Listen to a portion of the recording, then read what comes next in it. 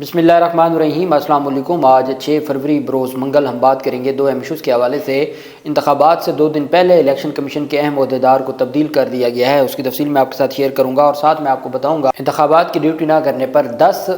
جو ملازمین ہیں ان کو گرفتار کرنے کا حکم جاری کر دیا ہے، وارنٹ گرفتاری جاری کر دیے گئے ہیں، اس کی تفصیل میں آپ کے ساتھ شیئر کروں گا، اور ساتھ میں آپ کو بتاؤں گا مسلم لیگ نون کو علی پور چٹھا گجرانوالہ سے بہت بڑا دھچکا پہنچا ہے انتخابات سے 2 دن پہلے، اور اس کی تفصیل میں آپ کے ساتھ شیئر کروں گا۔ سب سے پہلے میں بات کروں گا مسلم لیگ نون کے جلسے میں فائرنگ ہوئی ہے، جس سے ایک معصوم بچہ شدید زخمی ہو گیا ہے۔ کل ہم نے بات کی تھی کہ کراچی میں پاکستان پیپلز پارٹی اور ایم کیو ایم کے کارکنان کے درمیان تصادم ہوا، اس میں 3 لوگ زخمی ہوئے اور ایک بچے کی ڈیتھ ہو گئی۔ اور اب خبر ہے مسلم لیگ نون کی پسرور ضلع سیالکوٹ ہے، وہاں پر جلسہ تھا۔ پسرور شہر کے محلہ کوٹ کبا میں مسلم لیگ نون کے جلسے میں فائرنگ ہوئی، اور بچہ 12 سال کا بچہ تھا، سکلین ولد اسحاق، وہ اسی محلے کا رہائشی تھا اور وہ سیاست کی نظر ہو گیا۔ معلوم ہوا کہ فائرنگ مسلم لیگ نون کے امیدوار علی زاہد کی جلسہ آمد پر کی گئی، ہوائی فائرنگ تھی، اور استقبال کے لیے کی گئی، مسلم لیگ نون کے امیدوار کے استقبال کے لیے۔ وہاں پر جو گولی ہے وہ بچے کو لگ گئی، اور جس سے بچے کی جان چلی گئی۔ بچے کو ابتدائی طور پر سول ہسپتال شفٹ کیا گیا، وہاں ابتدائی طور پر ابتدائی طبی امداد فراہم کرتے ہوئے ان کی دیکھ بھال کی گئی، ان کا ٹریٹمنٹ کیا گیا، لیکن ابھی تک بچہ تشویش ناک صورتحال میں ہے، اور ابھی تک ان کی جو حالت ہے وہ تشویش کا اظہار کیا جا رہا ہے ڈاکٹرز کی جانب سے۔ ہم اکثر یہ بات کرتے ہیں کہ اگر ہم نے ریاست پاکستان کو بچانا ہے تو ہمیں اپنے جو رویہ ہے اس کو درست کرنا ہوگا۔ انتخابات ہو رہے ہیں 5 سال کے لیے، ملک کی بہتری کے لیے، ملک میں لا اینڈ آرڈر کی سچویشن کو بہتر کرنے کے لیے، رول آف لاء کے لیے، آئین کی پاسداری کے لیے، آئین کے تحفظ کے لیے، انصاف کے تحفظ کے لیے۔ اور اس سے پہلے اگر اس مہم کے دوران یا اس پورے کے پوری ایونٹ کے دوران اس طرح کے معاملات ہوں تو کس طریقے سے ملک میں آئین کی بالادستی ہوگی اور قانون کی بالادستی ہوگی، اور آپ یا کوئی دشمنی ہو سیاسی، یا اس طرح کی جو انتخابی مہم ہے، اور یہ جو جہالت پر مبنی انتخابی مہم ہے، اور دفعہ 144 نافذ ہے، اس دفعہ 144 کا فائدہ اٹھاتے ہوئے پاکستان تحریک انصاف کے امیدواروں تک کو گرفتار کیا جا رہا ہے۔ وہ دفعہ 144 صرف اسلحے کی نمائش کے خلاف تھا، لیکن دوسری جانب جو سیاسی جماعتیں ہیں، جو پی ڈی ایم سے جڑی سیاسی جماعتیں، وہ مسلم لیگ نون ہو یا باقی جماعتیں ہوں، ان کو ہر طرح کی کھلی چھوٹ ہے، اور کھلی چھوٹ دینے کی وجہ سے چونکہ ساری توجہ ایک جماعت پر ہے، باقی جماعتوں کو کھلی چھوٹ دی گئی ہے، اور اس طرح کے واقعات ہو رہے ہیں، اور اس کی ذمہ داری وہاں کے جو مقامی، وہ سیالکوٹ کے ڈی پی او ہوں مریم نواز کے جو ہے حسن، یا کوئی اور ہو، اس کی ذمہ داری بنتی ہے، اور آئی جی پنجاب کو ان کے خلاف ایکشن لینا ہوگا کہ آپ کی موجودگی میں، جب آپ ان کو پروٹوکول بھی دیتے ہیں، آپ سیکیورٹی بھی دیتے ہیں، تو آپ کی موجودگی میں ہوائی فائرنگ کیسے ہوئی، اور ایک بچے کی جو بچہ ہے وہ شدید زخمی کیسے ہوا۔ یہ ضرور اس کے اوپر کوئی کارروائی ہونی چاہیے، اور ہمارے معاملات کو کسی نہ کسی طریقے سے بہتری کی طرف لایا جانا چاہیے۔ دوسری جانب پاکستان تحریک انصاف کے امیدوار این اے آرٹس باجوڑ سے ریحان زیب قتل کیس میں پولیس کی جانب سے جو ابتدائی رپورٹ پیش کی گئی ہے، ریحان زیب کو قتل کرنے والے شدت پسندوں کی تصاویر انویسٹیگیشن یونٹ نے حاصل کر لی ہے۔ آپ جانتے ہیں کہ سب سے پہلے یہ بھی پاکستان تحریک انصاف کے کھاتے میں ڈالنے کی کوشش کی گئی، ہم خیال صحافیوں کی جانب سے، لیکن بعد میں پھر جو شدت پسند دہشت گرد ہیں انہوں نے خود ذمہ داری قبول کی، نوجوان کی ڈیتھ کی۔ اب جو انویسٹیگیشن یونٹ ہے انہوں نے تفصیلات دی ہیں، جس میں دیکھا جا سکتا ہے کہ حملہ اول کافی دیر سے مقتول ریحان زیب کا تعاقب کر رہے تھے۔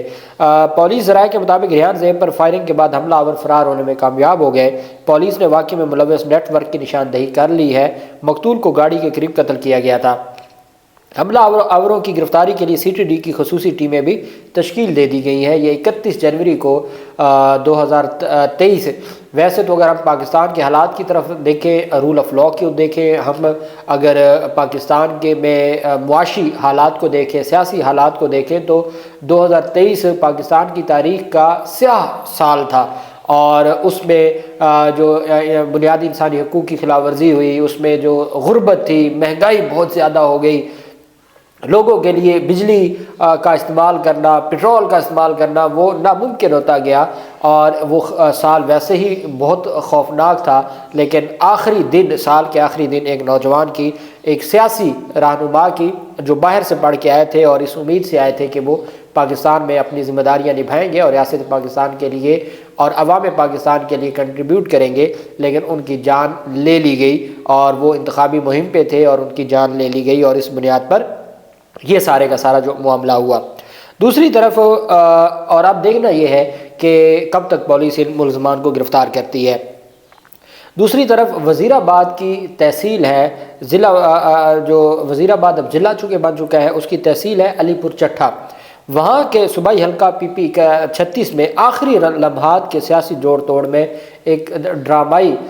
موڑ اختیار کیا ہے۔ الیکشن سے 3 روز پہلے سیاسی جوڑ توڑ کے نتیجے میں مسلم لیگ نون کے آزاد امیدوار سابق لیگی ایم پی اے کے والد نے پاکستان تحریک انصاف کی حمایت یافتہ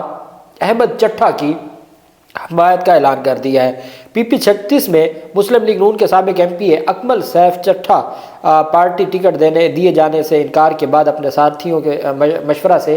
آزاد امیدوار کی حیثیت سے الیکشن لڑ رہے تھے۔ اکمل چٹھا کے والد کی جانب سے احمد چٹھا کی حمایت کا اعلان کر دیے جانے کے بعد اس حلقہ میں احمد چٹھا مضبوط امیدوار ہو گئے ہیں۔ اکمل سیف چٹھا دوبارہ پی پی 36 سے مسلم لیگ نون کے ٹکٹ 2 بار مسلم لیگ نون کی ٹکٹ پر ایم پی رہ چکے ہیں۔ اب اکمل سیف چٹھا پریشر کوکر کے نشان پر الیکشن لڑ رہے ہیں، لیکن جب ان کے والد نے احمد چٹھا پاکستان تحریک انصاف کی حمایت میں وہ بیٹھ گئے ہیں، تو اس کے بعد یہی نظر آ رہا ہے کہ سیف چٹھا بھی پاکستان تحریک انصاف کے امیدوار کے حق میں بیٹھ جائیں گے، اور یہ مسلم لیگ نون کو بہت بڑا دھچکا ہوگا وزیر آباد سے، جو گجرانوالہ ڈویژن میں ہے، چونکہ مریم نواز کا یہ دعویٰ ہے کہ گجرانوالہ ڈویژن کی تمام سیٹیں پاکستان مسلم لیگ نون کی ہیں، اور لاہور میں تو ابھی بھی وہ ایسا دعویٰ نہیں کرتے، لیکن گجرانوالہ کے حوالے سے ان کا یہ دعویٰ ضرور ہے، لیکن یہ دعویٰ ہی ہے، چونکہ حقیقت جو گراؤنڈ ریالٹیز ہے وہ کچھ اور ہے، اور جو چیزیں نظر آ رہی ہیں وہ کچھ اور ہے۔ اور 8 فروری کا دن چونکہ عوام نے، جمہوریت کا دن ہے، اور عوام نے اپنے گھروں سے نکلنا ہے، صاف شفاف اور انتخابات کے لیے اپنی کنٹریبیوشن دینی ہے، اور پرامن طریقے سے انتخابات کے پروسیس میں حصہ لینا ہے۔ اپنی نسلوں کے لیے اور اپنے نسلوں کے مستقبل کے لیے ہر پاکستانی نے پولنگ سٹیشن ضرور جانا ہے، اور پرامن طریقے سے اپنا ووٹ بھی ڈالنا ہے، اور پھر ووٹ پر پہرا بھی دینا ہے۔ دوسری جانب ایک اہم پیشرفت سامنے آئی ہے، اور وہ ہے ڈسٹرکٹ ریٹرننگ آفیسر نے، جو الیکشن کمیشن کا نمائندہ ہوتا ہے، اس نے الیکشن ڈیوٹی سے انکار کرنے والے 10 ملازمین اور افسران کی گرفتاری کا حکم دے دیا ہے۔ ڈسٹرکٹ ریٹرننگ آفیسر نے الیکشن ڈیوٹی سے انکار کرنے والے، یہ سندھ کا ضلع ہے مٹیاری، وہاں پر الیکشن ڈیوٹی کرنے سے انکار کرنے والے 10 سرکاری ملازمین کے وارنٹ گرفتاری جاری کر دیے گئے ہیں۔ ریٹرننگ افسر نے ایس ایس پی کو الیکشن ڈیوٹی سے انکار کرنے والے ملازمین کو گرفتار کر کے پیش کرنے کا حکم دے دیا ہے۔ معلوم ہوا ہے کہ الیکشن ڈیوٹی سے انکار کرنے والے ملازمین ایجوکیشن اور ایگریکلچر ڈپارٹمنٹ کے ساتھ ان کا تعلق ہے، اور وہ انتخابات میں ڈیوٹی نہیں کر رہے تھے، اور جو ریٹرننگ افسر ہے اس کا کہنا ہے، ڈسٹرکٹ ریٹرننگ افسر کا، کہ سرکاری ملازم اپنی سرکاری ڈیوٹی سے، جو بھی ریاست پاکستان یا حکومت پاکستان ان کو ڈیوٹی دیتی ہے، تو وہ اسے انکار نہیں کر سکتے۔ اب یہ بھی ہو سکتا ہے، سندھ میں تو کئی گھوسٹ اسکول تھے، گھوسٹ اساتذہ تھے، جو پریکٹیکلی ایگزسٹ ہی نہیں کرتے تھے، اور ہزاروں اساتذہ ایسے ہیں جن کی وزارت خزانہ سندھ ان کے اکاؤنٹس میں پیسے بھیجتی ہے، اور وہ آگے سے ایگزسٹ ہی نہیں کرتے، وہ پھر جعلی اکاؤنٹس میں جاتے ہیں۔ اسی طرح سینکڑوں سکولوں کا بھی انکشاف ہوا تھا، اور وہ آفیشیل سرکاری رپورٹ میں انکشاف ہوا تھا۔ تو یہ بھی ہو سکتا ہے کہ یہ جو 12 ملازمین ہو، یہ ہو ہی نہیں، اور وہ مزاحیہ سے نہیں ویڈیو بنی ہوئی کہ کسی پولنگ ایجنٹ کے پاس گئے، یا جو وہاں پہ پریزائڈنگ افسر تھا پولنگ سٹیشن پہ، اس نے کہا جی کہ میری بیوی کا یہ نام ہے، وہ ووٹ کاسٹ کر گئی ہے، تو اس نے دیکھا، اس نے کہا جی ووٹ کاسٹ کر گئی ہے، تو اس نے کہا میں لیٹ ہو گیا، میری ان سے ملاقات نہیں ہوئی، 20 سال ہو گئے۔ انہوں نے کہا بھی 20 سال ہو گئے آپ کی کیوں نہیں ملاقات ہوئی؟ انہوں نے کہا وہ 20 سال پہلے مر چکی ہے، ان کی ڈیتھ ہو گئی ہے، تو وہ صرف الیکشن والے دن آ کے ووٹ دیتی ہیں۔ تو ہمارے ملک میں تو بہت کچھ ہوتا ہے، تو پتہ نہیں اب یہ جو 10 ملازمین ہیں یہ کس طریقے سے ان کے اب مزید آگے کیا کارروائی ہوگی۔ دوسری جانب الیکشن کمیشن آف پاکستان نے انتخابات سے محض 2 دن پہلے اپنا ترجمان سے مراد یہ ہے کہ اس وقت الیکشن کمیشن کا سب سے اہم اور بڑا عہدیدار ترجمان ہے، جس نے انتخابات کے حوالے سے، انتخابات پر اٹھنے والے سوالات کے حوالے سے، انتخابات کی تیاریوں کے حوالے سے میڈیا کو بریفنگ دینی ہے، انٹرنیشنل میڈیا آ چکے ہیں ان کو بریفنگ دینی ہے، مبصرین کو بریفنگ دینی ہے اور اپ ٹو ڈیٹ رکھنا ہے عوام پاکستان کو۔ اس موقع پر اہم عہدیدار کو ہٹا دیا گیا ہے۔ الیکشن کمیشن نے اپنا ترجمان ایک بار پھر تبدیل کیا ہے۔ سید ندیم حیدر اس کو الیکشن کمیشن کے ترجمان تعینات کیا گیا تھا، اس کو ہٹا کے ڈی جی جینڈر نگہت صدیق کو، جو پہلے ڈی جی جینڈر تھی، ان کو نگہت صدیق کو ترجمان الیکشن کمیشن مقرر کر دیا گیا ہے۔ اور الیکشن کمیشن کی جانب سے یہ کہا گیا ہے کہ یہ روٹین کی کارروائی ہے اور ہم سمجھتے ہیں کہ بہتر انداز میں جو پہلے ترجمان تھے وہ الیکشن کمیشن کی جو کارکردگی ہے، الیکشن کمیشن جو عوام پاکستان کے لیے صاف شفاف الیکشن کے لیے جو ان کی جانب سے جو اقدامات کیے جا رہے ہیں، وہ اس کو بہتر انداز میں پروپوگیٹ نہیں کر رہا، وہ اس کو بہتر انداز میں لوگوں تک پہنچا نہیں رہا۔ الیکشن کمیشن کے بارے میں تو ایسا ترجمان ہونا چاہیے جو یہ رائے قائم کر دے پوری عوام میں کہ الیکشن کمیشن واقعی نیوٹرل امپائر ہے، صاف شفاف انتخابات جو آئین کے آرٹیکل 218 اور 220 اور 224 میں لکھا ہے اس کے مطابق انتخابات کروا کے سکندر سلطان راجہ نے تاریخ رقم کر دی ہے۔ اور وہ ترجمان ہمیں چاہیے جو اس لیول پہ جا کے الیکشن کمیشن آف پاکستان کو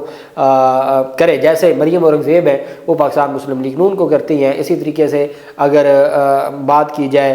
پاکستان پیپلز پارٹی کے ترجمانوں کی، تو جو یہ بتاتے ہیں کہ اس وقت پاکستان میں اگر کوئی جماعت